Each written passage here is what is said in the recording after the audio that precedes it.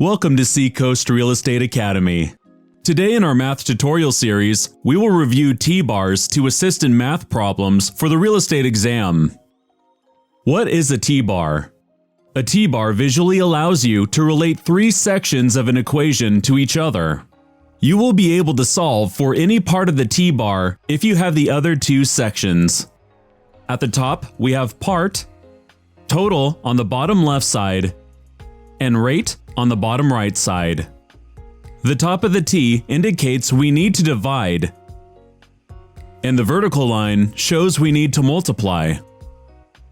We can create the following formulas based on the T-bar method. The first formula is part divided by total equals rate. The second, part divided by rate equals total.